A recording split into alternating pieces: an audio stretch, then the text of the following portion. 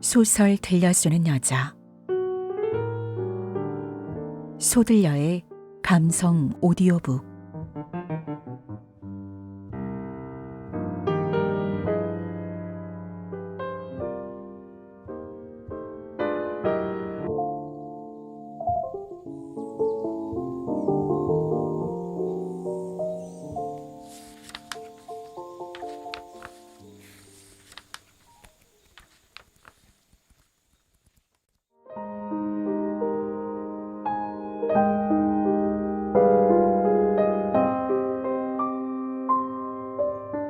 호밀밭의 파수꾼. 제롬 데이비드 셀린저.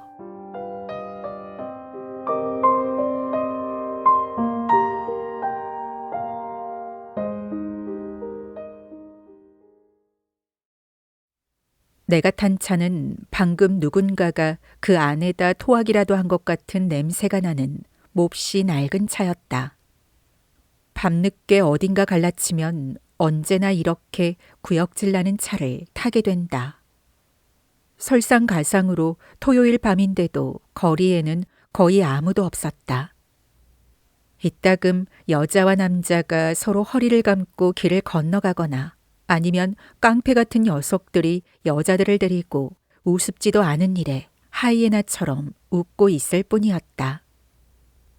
뉴욕은 밤늦게 거리에서 누군가 웃으면 무시무시한 곳으로 변한다. 사방 몇 마일까지 소리가 울리는 곳이다. 그 소리는 사람을 외롭게 만들고 기를 죽인다. 아, 집에 가서 피비와 잠시 짓거릴 수 있으면 좋겠다. 난 아직도 생각을 털어버리지 못했다. 잠시 후 나는 운전기사와 대화를 나누게 되었다. 그의 이름은 호위트였다. 이 사람은 내가 먼저 탔던 택시의 운전사보다 훨씬 사람이 좋았다. 어쩌면 이 운전기사는 오리에 대해서 알지도 모른다는 생각이 들었다. 저 호위트 씨, 센트럴파크의 초호를 지나가 본 적이 있습니까? 센트럴파크 남쪽 말입니다. 뭐라고 하셨습니까? 초호 말입니다. 조그만 연못같이 생긴 곳이요. 오리가 있는 곳 몰라요? 아, 그게 어쨌다고요? 거기서 오리가 이리저리 헤엄치고 있잖아요. 봄 같은 때 말이에요. 그런데 혹시 겨울이 되면 그 오리들이 어디로 가는지 아세요? 누가 어디로 간다고요? 오리요, 오리. 혹시 알아요? 누가 트럭 같은 것을 가지고 와서 어디로 싣고 가는 것 아닐까요? 아니면 자기들끼리 어디로 날아갈까요? 남쪽이나 그 어디 따뜻한 곳으로 말이에요. 호위트는 몸을 돌려 나를 바라보았다. 그는 성질이 급한 사나이였다. 그러나 나쁜 사람은 아니었다. 내가 그걸 알 까닭이 있소? 그런 바보 같은 것을 내가 어떻게 알겠소? 화는 내지 마십시오. 내가 말했다. 그가 화내고 있는 것 같았기 때문이었다. 누가 화를 냅니까? 아무도 화낸 사람 없어요. 난 그런 것 좀 가지고 화를 낸다면 할 수 없지 싶어서 그와의 대화를 그만두었다. 그런데 이번에는 그쪽에서 이야기를 시작하는 것이었다. 그는 다시 몸을 빙글 돌려 나를 바라보았다. 물고기가 가긴 어딜 간다고. 그것들은 있던 자리에 그대로 있는 거죠. 물고기들 말이요. 바로 그 호수 속에 있다 이 말이요. 물고기? 그건 다르죠. 물고긴 달라요. 난 오리 이야기를 하고 있는 겁니다. 다르긴 뭐가 다르단 말이오. 다를 게 하나도 없어요. 호위트가 말했다. 그가 하는 말은 모두 화가 난 것 같은 말투였다. 그는 이렇게 덧붙였다. 겨울에는 오리보다 물고기가 더 고달프다 이 말이오. 제발 머리 좀 쓰시오. 나는 잠시 아무 말도 하지 않았다. 알았어요. 그런데 그 작은 호수가 얼어붙으면 사람들이 그 위에서 스케이트를 타며 놀 때 그놈들은 무엇을 하죠? 물고기 말입니다. 호위트는 다시 뒤돌아보았다. 무엇을 하다니? 그는 나에게 고함치듯 말했다. 그리고 이렇게 대답했다. 있는 그 자리에 그대로 있지요. 얼음을 무시할 수는 없을 겁니다. 얼음을 그냥 무시해버릴 수야 없죠. 누가 무시한다는 말이오? 아무도 무시하지 않아요. 하고 호위트가 말했다. 그는 매우 흥분해 있었다.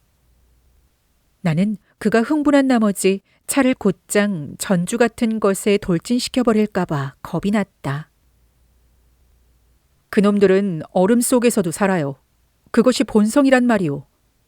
그놈들은 겨우내 같은 자리에 가만히 있는다는 말이오. 그럴까요? 그러면 뭘 먹죠? 얼음 속에 꽁꽁 얼어 있으면 먹이를 찾아 헤엄칠 수도 없을 텐데요. 그놈들 몸은 애초부터 그렇게 만들어져 있어. 젊은이는 지금 돌았나 보군. 그놈들은 온몸을 통해 해초 같은 것들로부터 영양분이니 뭐니 닥치는 대로 취한단 말이오. 얼음 속에 있는 해초나 오물에서 말이오. 그것들은 항상 땀구멍을 열어놓고 있는데 그것이 그들의 본성이죠. 이제 내 말을 알아들었소? 이렇게 말하고 그는 다시 나를 돌아보았다. 아, 그래요? 나는 말을 끊었다. 차가 어디로 곤두박질 치지나 않을까 겁이 났기 때문이다. 게다가 워낙 성미가 급한 사나이였기 때문에 무엇을 의논해봤자 재미가 없었다. 어디다 차를 세우고 한잔 하시지 않겠습니까? 그는 대꾸하지 않았다. 아직 무엇을 생각하고 있는 모양이었다. 나는 다시 한번 청했다. 그는 꽤 좋은 사나이였다. 흥미롭다고나 할까? 난 술 마실 시간이 없어요. 그가 말했다.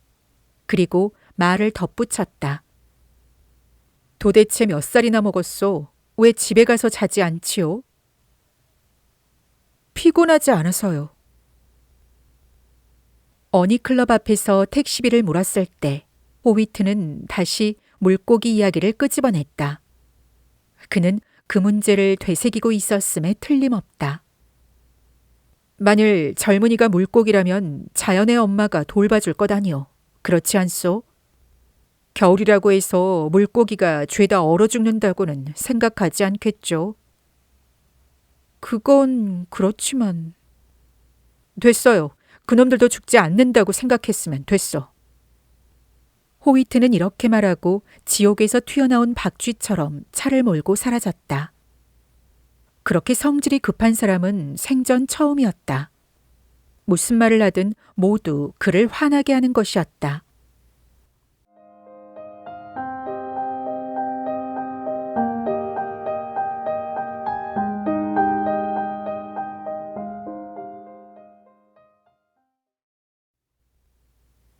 시간이 늦었지만 어니클럽은 지독히 혼잡스러웠다.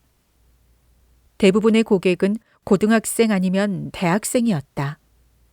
이 세상에 있는 거의 모든 학교가 내가 다니는 학교보다 일찍 크리스마스 휴가에 들어갔던 것이다. 외투를 맡길 데가 없을 정도로 만원이었다. 그러나 사방은 꽤 조용했다. 어니가 피아노를 연주하고 있었기 때문이다. 그가 피아노 앞에 앉는 것은 무슨 신성한 일처럼 여겨졌다. 아무도 그만큼 피아노를 잘 치는 사람은 없었기 때문이다. 나 말고도 두 서너 쌍이 테이블이 나기를 기다리고 있었는데 그들은 모두 어니가 연주하는 모습을 보기 위해 발끝으로 서 있었다. 어니는 피아노 앞에 커다란 거울을 달아놓고 거기에다 스포트라이트를 비추게 하여 연주하는 자기 모습을 누구에게나 잘 보이게끔 했다. 그래도 연주할 때 그의 손가락은 보이지 않았다. 그의 큼직하고 늙은 얼굴만 보였다. 내가 들어섰을 때 연주하던 곡이 무엇인지는 모르겠지만 그것이 무슨 노래이건 간에 그는 그 곡에다 악취를 불어넣고 있었다. 높은 음을 칠 때는 바보 같은 잔물결 소리를 과시적으로 섞었고 똥구멍이 간질거리게 하는 기만적인 기법을 잔뜩 섞었다. 그 작태에 나는 질려버렸다. 그런데 연주가 끝났을 때 청중은 어떠했는가? 정말 구역질이 나는 광경이었다. 청중들은 열광하고 있었다. 영화를 보며 우습지도 않은 장면에서 하이에나처럼 웃는 얼간이들과 다를 바 없었다. 나는 맹세코 신에게 말할 수 있다. 내가 만일 피아니스트나 배우나 그 비슷한 나부랭이라면 저런 백치 같은 것들이 나를 굉장하다고 인정할 때 나는 그들을 증오하리라. 그들이 나에게 박수를 보내는 것도 싫다. 인간은 항상 얼토당토 않은 것에 박수를 보낸다는 말이지. 내가 피아니스트라면 차라리 벽장 구석에서 연주할 것이다. 어니의 연주가 끝나자 사람들은 정신이 나간 듯이 박수를 쳐댔다. 어니는 피아노 의자에서 몸을 돌려 겸손한 척 가식적으로 인사를 했다. 마치 굉장한 피아니스트인데다가 이를 데 없이 겸손한 인간이기나 한 것처럼. 그는 지독한 사기꾼이었다. 지독한 속물이라는 뜻이다. 그런데 우습게도 나는 그가 가엾다는 생각이 들었다. 사실 그놈은 자신의 연주가 제대로 된 것인지 아닌지조차 모를 거라는 생각이 들었기 때문이다. 그것은 그의 죄만은 아니다. 정신을 잃은 듯 박수를 치는 저 바보들에게도 책임이 있다. 그들은 기회만 있으면 누구든지 망쳐버리는 존재들이다. 나는 다시 울적해지고 말았다. 진저리가 났다. 그래서 외투를 찾아 입고 호텔로 돌아갈 뻔했다. 하지만 시간은 아직 일렀고 혼자 있고 싶지는 않았다. 마침내 나는 테이블로 안내되었다. 그곳은 벽 쪽인 데다 기둥 뒤여서 아무것도 보이지 않는 지저분한 자리였다. 게다가 매우 좁아 옆 테이블에 있는 사람들이 일어나서 비켜주지 않으면 의자로 올라가서 의자를 밟고 지나가야 할 판이었다. 그리고 그 인간들은 절대로 비켜주지 않는 놈들이었다. 결국 내가 앉을 의자 위를 밟고 지나가야 했다. 나는 스카치와 소다주를 주문했다. 그것은 내가 차가운 럼 칵테일 다음으로 좋아하는 것이었다. 어니클럽에서는 설사 6살밖에 안 된 아이라 해도 술을 마실 수 있다. 실내가 어두운 데다 나이 같은 건 아무도 상관하지 않기 때문이다. 마약 복용자라고 해도 마찬가지였다. 내 주위에는 온통 얼간이들 뿐이었다. 농담하는 게 아니다. 내 왼편에 있는 작은 테이블, 실제로는 내 머리 위쪽에 붙어있는 자리에는 아주 웃기게 생긴 남자와 역시 웃기게 생긴 여자가 나란히 앉아 있었다. 두 사람은 내 또래이거나 약간 나이가 많은 정도로 보였다. 정말 웃겼다. 두 사람은 조금밖에 남아있지 않은 술을 빨리 마셔버리지 않기 위해 갖은 노력을 다하고 있는 것처럼 보였다. 잠시 그들이 하고 있는 이야기를 들어보았다. 달리 할 일이 없었기 때문이다. 남자는 그날 오후에 관람한 프로축구 시합에 관해 이야기하고 있었다. 그 사내 놈은 시합에서 있었던 플레이를 일일이 다 설명하고 있었다. 농담이 아니라 진짜로. 그렇게 지루한 녀석은 내 평생 처음이었다. 여자는 그런 이야기 따위에는 전혀 흥미가 없는 것이 분명했다. 그런데 여자가 더 우습게 생겼으므로 그 여자로서는 듣지 않을 수 없었다. 못생긴 여자란 진짜 고달픈 법이다. 때로 그들이 가엾게 느껴질 때가 있다. 얼굴을 바라볼 수 없는 때도 있다. 축구 시합 해설하느라 바쁜 바보와 함께 있을 때는 더욱 그렇다. 특히 그런 여자 앞에서 멍청한 녀석이 풋볼 시합 이야기나 하고 있을 때는 말이다. 내 오른쪽 테이블에서 오가는 이야기는 더욱 심란했다. 그 자리에는 회색 플란넬 양복에 요란스럽게 보이는 격자무늬 조끼를 입고 있는 남자가 앉아 있었는데 분위기로 보아하니 예일 대학생인 모양이었다. 아이비리그에 다니는 놈들은 모두 다 똑같다. 우리 아버지도 내가 예일이나 프린스턴에 가기를 원하셨지만 죽어도 난 아이비리그에 있는 대학에는 가지 않을 것이다. 어쨌든 그 예일 대학생처럼 보이는 녀석은 대단한 미녀와 같이 앉아 있었다. 그녀는 정말 예뻤다. 그리고 두 사람이 나누는 얘기는 정말 들어볼 만했다. 우선 둘 다 약간은 취해 있었다.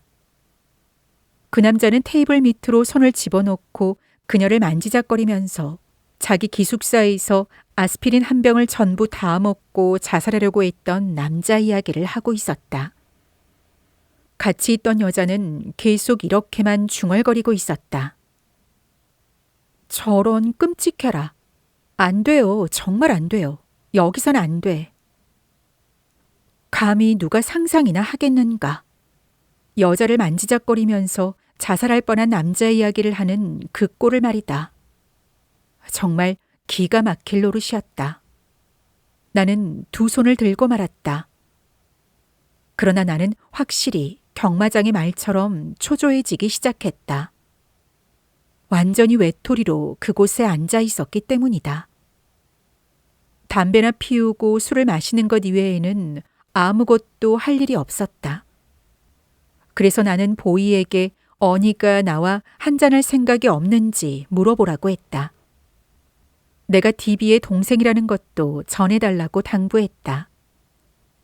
그러나 그 보이가 내 말을 어니에게 전했을 리 없다.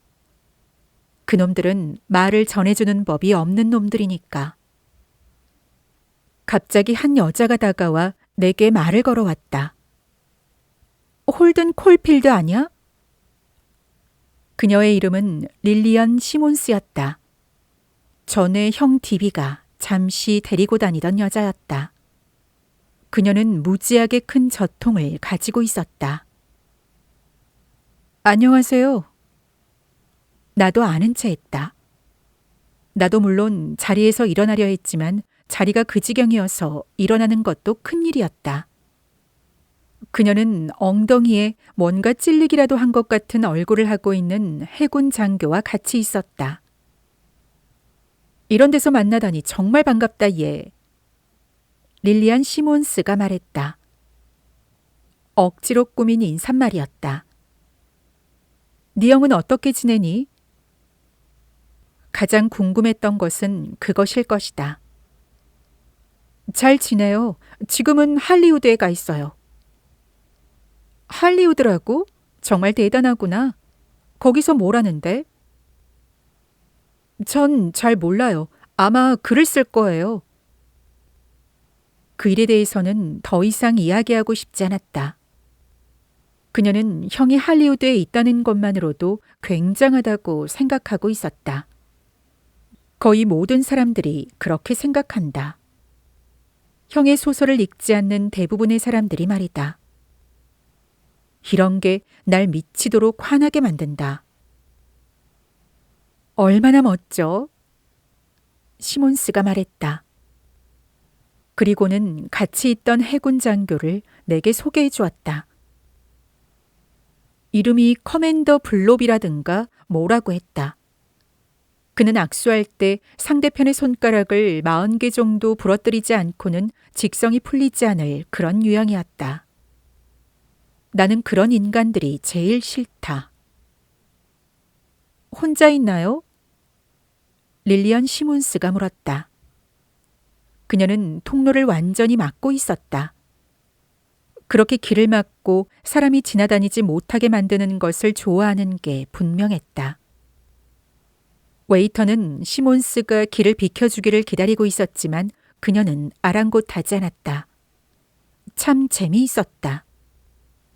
웨이터는 분명 시몬스를 그다지 좋아하지 않았다. 해군 장교도 자기가 데이트하는 상대인데도 그녀를 그다지 좋아하지 않는 것 같았다. 나 또한 그녀를 그다지 좋아하지 않았다. 아무도 그녀를 좋아하지 않았다. 어쩐지 그녀가 치근하다는 생각이 들었다. 데이트할 상대가 없는 거야? 시몬스가 나에게 물었다. 그때 나는 서 있었지만 시몬스는 나더러 앉으라는 말조차 하지 않았다. 그녀는 사람을 몇 시간이고 세워둘 타입이었다. 잘생겼죠. 시몬스는 해군 장교에게 그렇게 말하고는 홀드는 1분마다 더 미남이 되어가는군 하고 나에게 말했다. 해군 장교는 그녀가 통로를 온통 막고 서 있다는 사실을 지적하고는 그만 자리로 가자고 말했다. 홀든 우리 자리로 와. 술잔 가지고 말이야. 릴리언 시몬스가 다시 말했다. 그러나 나는 거절했다. 난 지금 나가려던 참이었어요. 만날 사람이 있어요. 그녀는 나에게 친절하게 대하려 애쓰는 기색이 역력했다. 내가 형에게 그 이야기를 전하도록 말이다. 둘러대기는 그래 네 맘대로 해. 그리고 형을 만나면 내가 증오한다고 전해줘. 그리고 그녀는 가버렸다. 해군 장교와 나는 서로 만나서 반가웠다는 인사를 나누었다. 정말 환장할 노릇이다. 전혀 반갑지도 않은 사람에게 늘 만나서 반가웠습니다 같은 인사말을 해야 한다는 것 말이다. 그렇지만 이 세상에서 계속 살아가려면 그런 말들을 해야만 한다. 시몬스에게 누군가를 만나러 가야 한다고 말해버렸기 때문에 그곳을 나오는 수밖에 없었다. 계속 거기서 어느 정도는 들어볼 만한 어니의 연주를 더 이상 들을 수가 없게 됐다. 하지만 릴리언 시몬스와 그 해군 장교와 같이 앉고 싶지는 않았다. 그렇게 했다가는 끔찍하게 지겨울 것이 분명했기 때문이다. 그래서 나는 그곳을 나왔다. 외투를 받아 입으면서 공연히 화가 치밀었다. 인간들은 언제나 남의 즐거움을 망친다니까.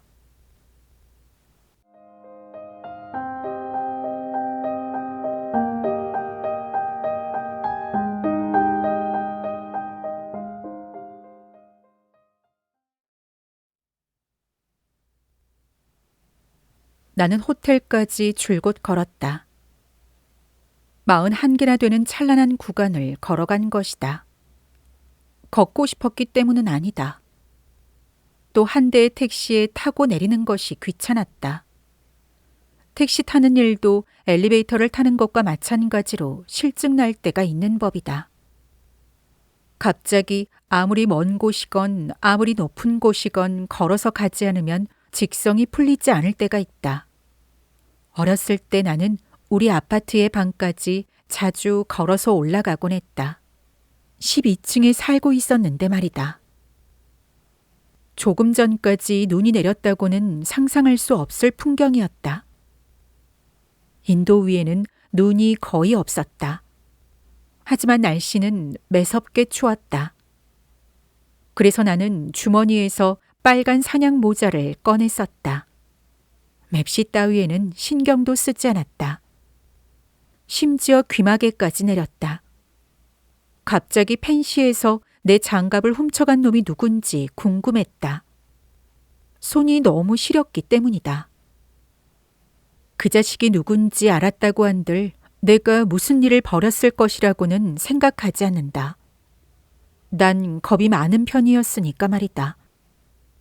겁이 많다는 걸 인정하고 싶진 않지만 사실이 그랬다. 예를 들면 펜시에서 내 장갑을 훔쳐간 놈이 누군지를 알았다면 아마 난 그 사기꾼의 방에 찾아가서 이렇게 말했을 것이다. 내 장갑 돌려주지 않을래? 그러면 그 나쁜 놈은 아무것도 모른다는 듯한 순진한 목소리로 이렇게 물을 것이다. 장갑이라니? 그러면 난 옷장 같은 곳을 뒤져서 장갑을 찾아낼 것이다. 이를테면 덧신 같은 데 숨겨놓은 걸 말이다. 난 장갑을 꺼내서는 그놈에게 흔들어 보이면서 이렇게 말할 것이다. 그럼 이건 뭐지? 그러면 그 사기꾼은 정말 아무것도 모른다는 얼굴을 지어 보이며 이렇게 말할 것이다. 처음 보는 거야. 그게 네 거라면 가져가면 되겠네. 나도 그런 거 가지고 싶지도 않으니까. 그러면 나는 아마 한 5분 정도 가만히 서 있을 것이다. 나는 장갑을 손에 쥐고는 그놈의 턱을 향해 한 대 먹여야겠다고 생각할 것이다.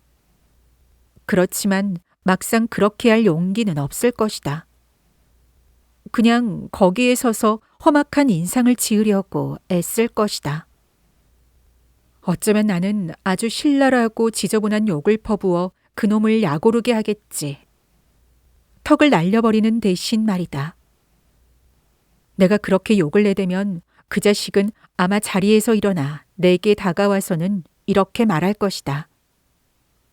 이봐 콜필드, 그럼 내가 도둑이라는 거냐? 그러면 나는 그래 그렇다 이 지저분한 도둑놈아 라고 말하는 대신 그렇다는 게 아니라 그냥 네 덧신에서 내 장갑이 나왔다고 라고 말할 것이다. 그럼 그놈은 내가 자신을 때리지 않을 거라는 걸 확신하고는 이따위로 말할 것이다. 똑바로 하자고. 그 말이 내가 도둑놈이라는 거 아니야? 그러면 나는 이렇게 대답할 것이다. 아무도 도둑이라고 말한 사람 없어. 난 그냥 네 덧신에서 내 장갑이 나왔다고만 했지. 그런 식으로 몇 시간이 지나갈 것이다. 결국 난 그놈을 한 대 후려 갈기지도 못하고 그대로 그 방에서 물러나게 될 것이다. 그러고는 어쩌면 화장실에 가서 담배를 물고는 거울을 보며 험악한 표정을 지어보곤 할 수는 있을 것이다. 호텔로 돌아가는 도중 나는 줄곧 그런 생각을 했다. 겁이 많은 것은 아무래도 재미없다. 아마 난 지독한 겁쟁이는 아닐 것이다. 글쎄, 잘 모르겠다. 약간 겁쟁이인지도 모른다. 그리고 장갑쯤은 잃어버려도 그다지 신경 쓰지 않는 타입의 인간인지도 모른다. 문제는 내가 무엇을 잃어버려도 그다지 신경 쓰지 않는다는 점이다. 그래서 어렸을 때 간혹 엄마를 몹시 화나게 하곤 했다. 사람들 중에는 잃어버린 물건을 며칠이고 찾아다니는 사람들도 있다. 어떤 아이들은 잃어버린 것이 있으면 며칠이고 끈질기게 그것을 찾는다. 나는 잃어버렸을 때 속 태울 만한 물건을 가져본 적이 없는 것 같다. 내가 겁이 많아서 그런 것일 수도 있다. 그렇다고 변명하려는 건 아니다. 정말 그런 건 아니다. 정말이지 겁쟁이는 되지 말아야 한다. 어떤 녀석의 턱을 날려버리고 싶다면 그 순간 그렇게 해야 한다. 그렇지만 난 그런 걸 별로 잘하지 못한다. 턱을 한 대 갈기는 것보다는 차라리 창문 밖으로 밀어버리거나 그놈의 머리를 도끼로 잘라버리는 편이 훨씬 낫다. 난 주먹으로 싸움질하는 건 정말 싫다. 차라리 얻어맞는 게 괜찮다고 생각한다. 그렇다고 그걸 좋아한다는 소리는 아니다. 문제는 내가 다른 자식들의 얼굴을 똑바로 보지 못한다는 것이다.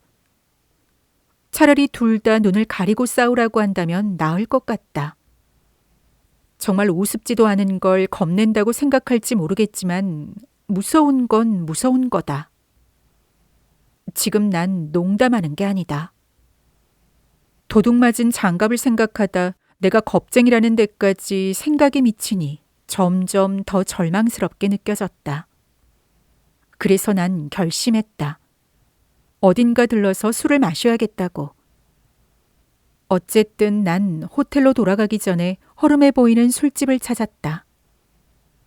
들어가려는 순간 안에서 잔뜩 취한 남자가 2명 나오더니 지하철을 타려면 어디로 가야 하느냐고 물었다.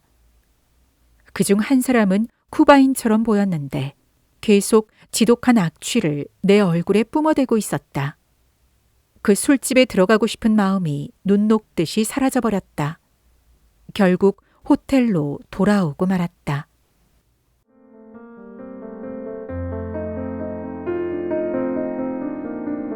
«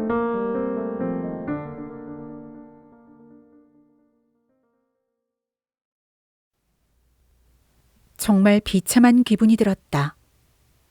내가 얼마나 침울했는지 상상할 수도 없을 것이다. 그 후에 내가 한 일은 엘리와 대화한 것이다.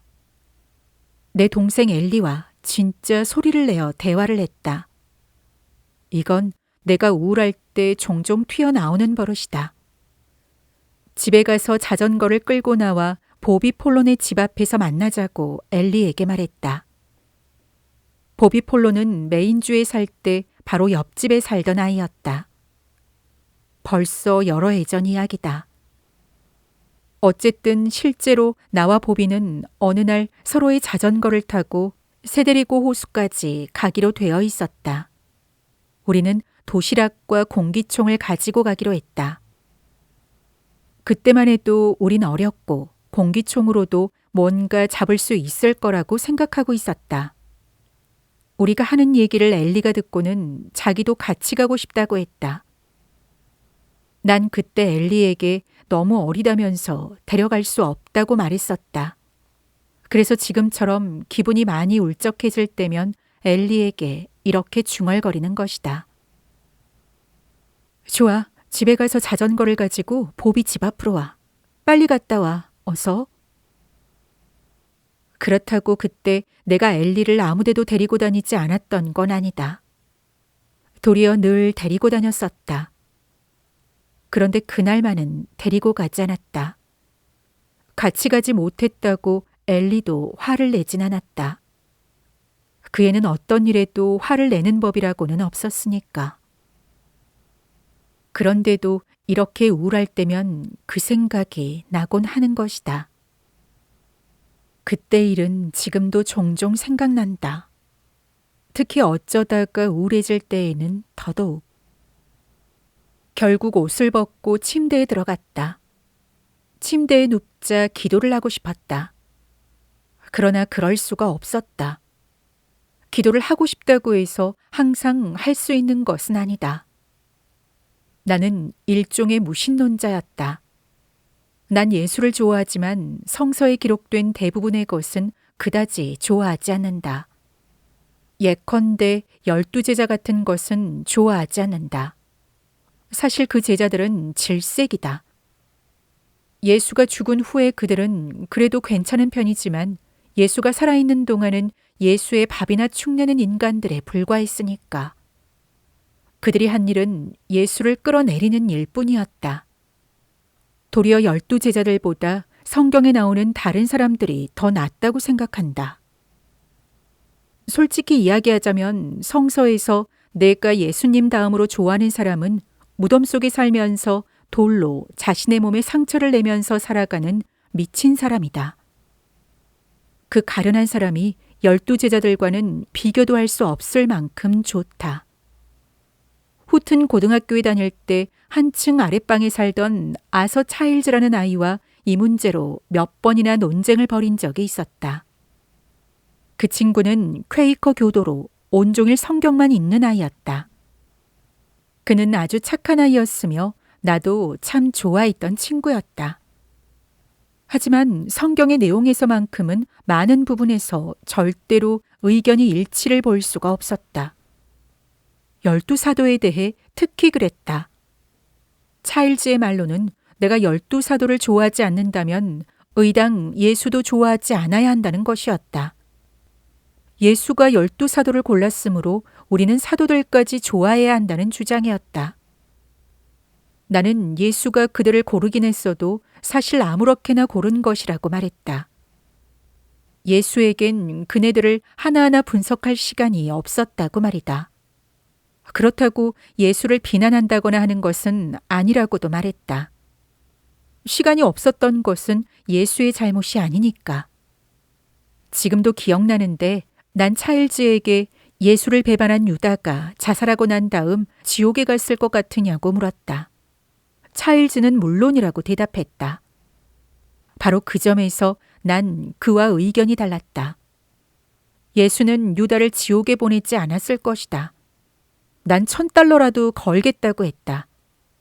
지금도 난 $1,000를 걸겠다. 만약 $1,000가 있기만 하다면. 아마 사도들은 누구든지 유다를 지옥으로 보냈을 것이다. 그것도 아주 급하게.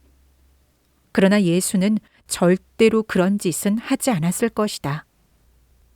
차일즈는 내가 교회에 가지 않는 게 문제라고 했다. 그러나 예수는 절대로 그런 짓은 하지 않았을 것이다. 어떤 의미에서 그의 말은 옳았다. 사실 난 교회에 가지 않는다. 애초에 내 부모는 종교가 각기 다르고 자식들은 모두 무신론자들이다. 게다가 난 목사라는 자들에 대해 참을 수가 없다. 내가 다닌 학교마다 목사가 있었는데 모두 설교를 시작할 때마다 판에 박힌 거룩한 목소리를 꾸며내는 것이었다. 나는 그게 싫었다. 왜 좀 자연스러운 목소리로 말할 수 없는지를 아직도 모르겠다. 그렇게 하기 때문에 목사들의 이야기가 순 거짓말처럼 들리는데도 말이다. 나는 침대에 누웠지만 전혀 기도할 수가 없었다. 결국 침대에서 일어나 앉아 다시 담배 한 대를 피웠다. 맛있었다. 펜시를 떠난 후로 담배를 두 갑은 좋게 피운 것 같았다.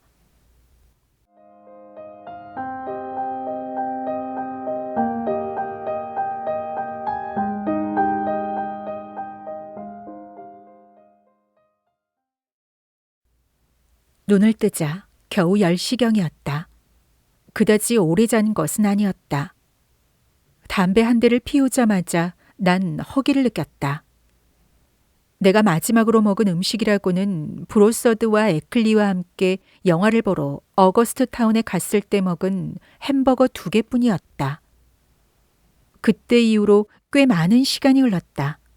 한 50년은 전에 있었던 일처럼 느껴졌다. 나는 침대에 잠시 그대로 누워있다가 담배를 한 대 더 피웠다. 제인에게 전화해서 집에 돌아왔는지 알아볼까 했지만 그럴 기분이 나지 않았다. 결국 나는 셀리 헤이즈에게 전화를 했다. 그 애는 메리에이 우드러프에 다니고 있는데 지금 집에 와 있는 게 분명했다. 2주일 전쯤 그녀에게서 편지를 받았던 것이다. 난 그녀를 미칠 정도로 좋아하는 건 아니었지만 그래도 몇 년 동안이나 만나고 있었다. 전에는 내 무지함에 비해 그 애가 상당히 똑똑하다고 생각하곤 했다. 지금 생각해보면 바보 같은 얘기지만 그녀는 연극이니 희곡이니 문학이니 하는 따위에 대해 여러 가지를 많이 알고 있었다. 누구라도 그런 것들에 대해 많이 알고 있다면 그 사람이 멍청한지 아닌지를 알아내는 데는 상당한 시간이 걸리기 마련이다. 셀리의 경우는 정말 여러 해가 걸렸다. 내 결점 중 하나는 내가 성적으로 접촉해본 여자는 모두 똑똑한 여자로 단정해버리는 버릇이다. 사실 이 두 가지는 하등의 관계가 없는데도 난 여전히 그렇게 생각하고 있다. 어쨌든 나는 그녀에게 전화를 걸었다. 처음에는 하녀가 받고 그 다음에는 그녀의 아버지가 받았다. 그리고 나서야 그녀가 나왔다. 셀리니? 내가 물었다. 누구세요? 그녀가 물었다.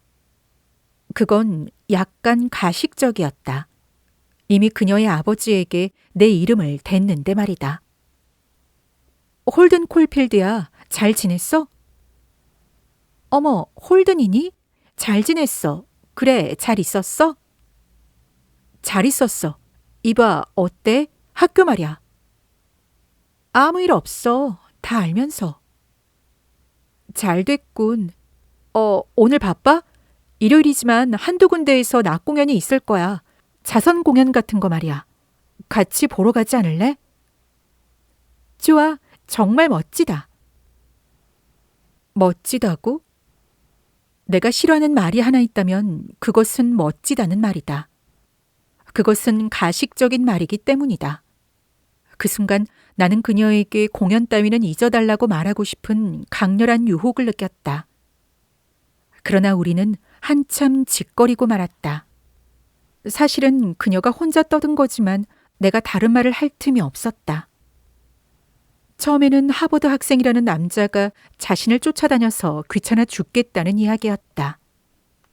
그 남자는 신입생일 것 같았지만 당연히 그 애는 그런 말은 하지 않았다. 밤낮을 가리지 않고 전화를 해댄다는 것이다. 밤낮을 가리지 않는다는 표현은 정말 기가 막혔다. 그러고 나더니 이번에는 육군 사관학교에 다닌다는 남자 이야기를 시작했다. 그놈 역시 목을 맨다는 것이다. 정말 큰일이기는 했다. 난 그녀에게 빌트모어에 있는 시계탑에서 2시에 만나자고 말했다.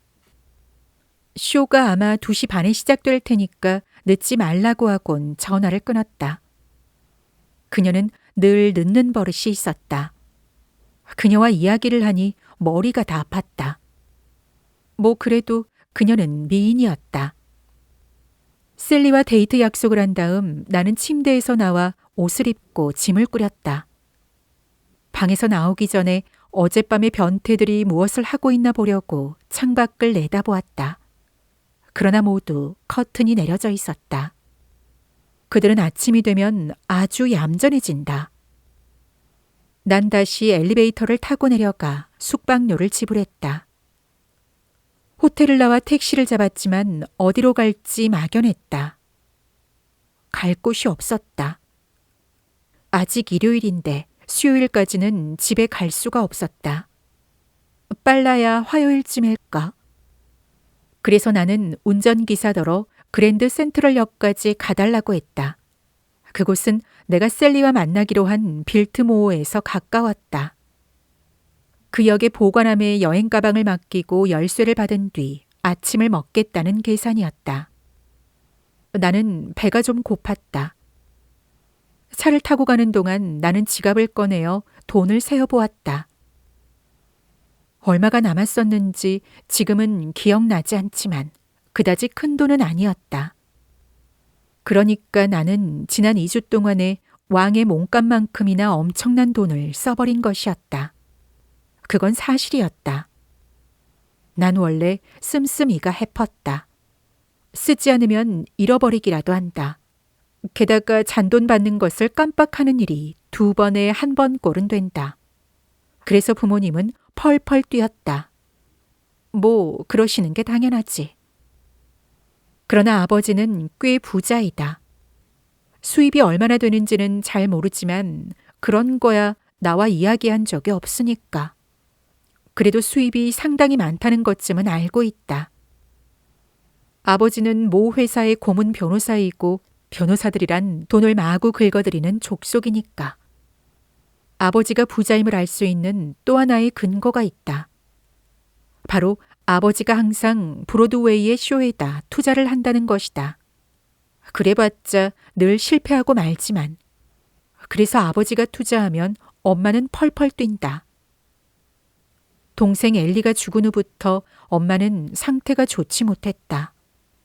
그래서인지 극히 신경질적이다.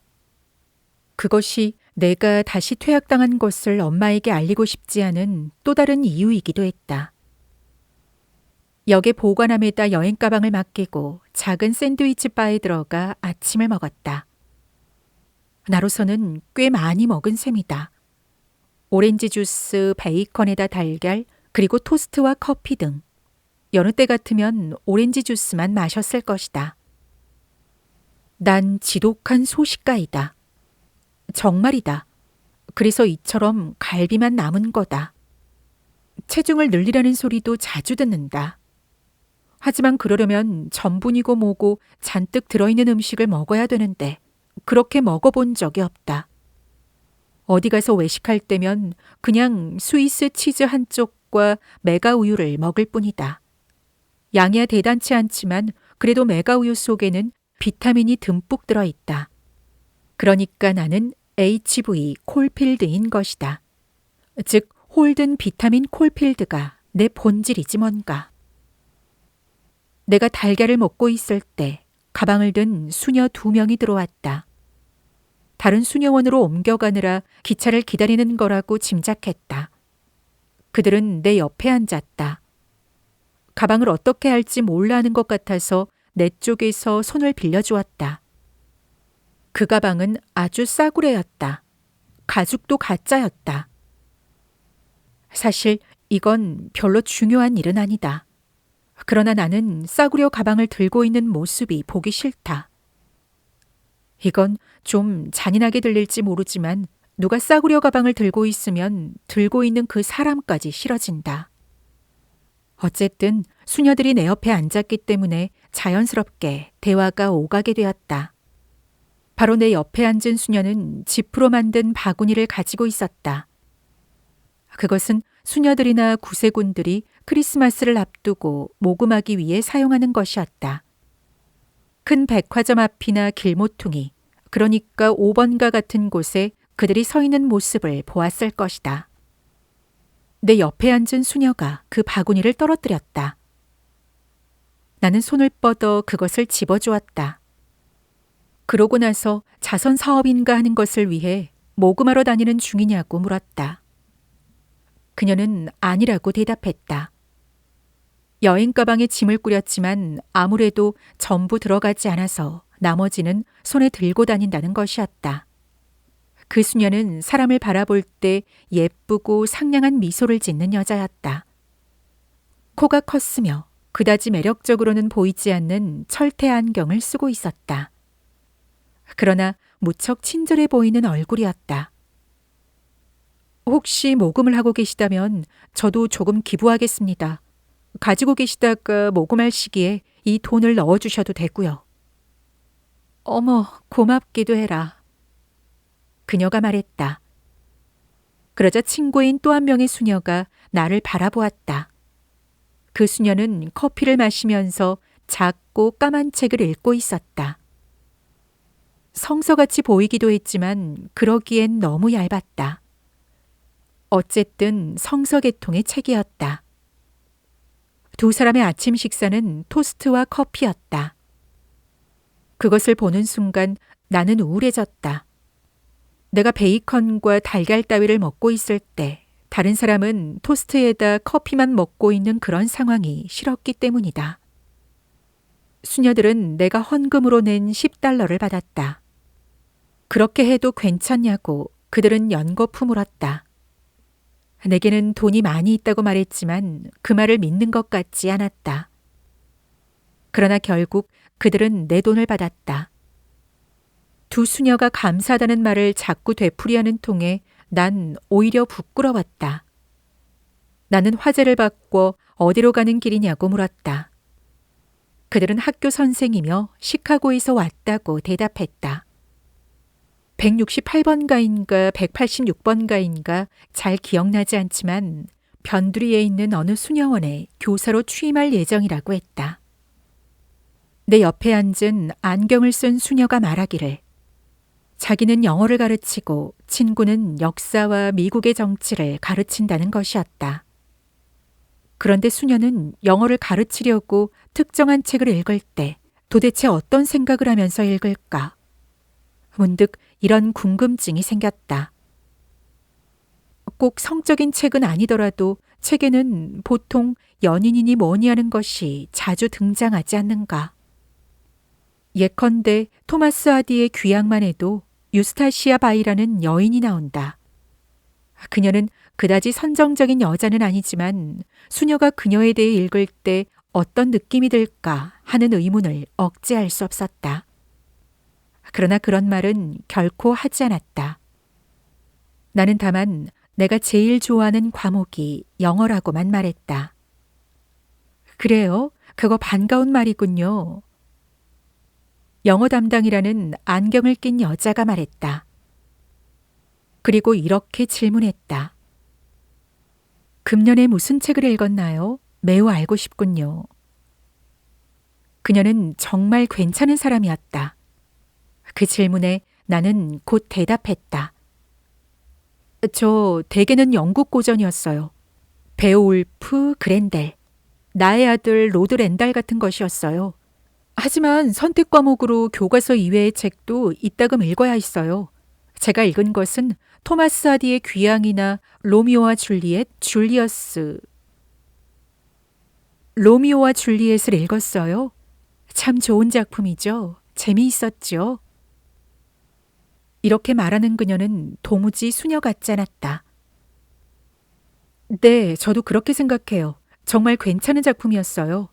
단지 몇 군데 정도 마음에 들지 않는 대목들이 있지만 전체적으로는 정말 좋았어요. 어디가 마음에 들지 않았죠? 기억할 수 있겠어요? 사실 그녀와 로미오와 줄리엣에 대해 이야기를 나눈다는 건 좀 쑥스러운 느낌이 들기는 했다. 그 희곡에도 성적인 부분이 여기저기 나타나는데 수녀를 상대로 그런 작품을 이야기한다는 건 좀 그랬다. 하지만 그녀가 묻고 있으므로 하는 수 없이 잠시 그녀와 그 희곡에 대해 이야기했다. 사실 로미오와 줄리엣이라는 인물들이 썩 마음에 들지 않았어요. 괜찮긴 하지만 글쎄요, 가끔은 사람을 화나게 만든다고나 할까요? 로미오와 줄리엣이 죽었을 때보다 마큐시오가 살해당하는 장면이 더 가슴 아팠어요. 사실 마큐시오가 이름이 뭐였더라? 그 줄리엣의 사촌이라는 사람인데 살해당한 후부터는 로미오를 좋아할 수가 없었어요. 티볼트 말이죠. 네, 맞아요. 티볼트였어요. 언제나 그자의 이름이 생각나지 않았다. 어쨌든 난 이야기를 계속했다. 왜냐하면 그건 로미오의 잘못이었으니까요. 전 그 희곡에서는 마큐시오가 가장 마음에 들어요. 왜 그런진 모르겠지만요. 뭐랄까, 몬테규 가문과 캐플릿 가문 사람들은 다들 성실하잖아요. 특히 줄리엣이 말이죠. 하지만 마큐시오만큼은 아니에요. 그는 뭐라고 말해야 좋을까요? 아주 영리하고 재미있는 사람이라고 할 수 있을까요? 누구라도 살해당하는 걸 보면 정말 화가 치밀어 올라요. 특히 영리하고 재미있는 사람이 살해될 때는 더욱 그래요. 그것도 자기 잘못이 아니라 다른 사람의 잘못으로 살해될 때 말입니다. 반면 로미오와 줄리엣의 죽음은 자기들의 잘못이었어요. 어느 학교에 다녀요? 그녀가 물었다. 더 이상 로미오와 줄리엣에 대한 이야기를 하고 싶지 않은 모양이었다. 나는 펜시라고만 했다. 그런데 그녀는 펜시를 알고 있었다. 매우 좋은 학교라는 것이었다. 나는 좋은 학교라는 말에 구태여 반대하진 않았다. 그때 역사와 정치를 가르친다는 수녀가 이젠 떠나는 게 좋겠다고 말했다. 나는 그들이 먹은 전표를 빼앗았다. 그들은 내가 지불하는 것을 허락하지 않았다.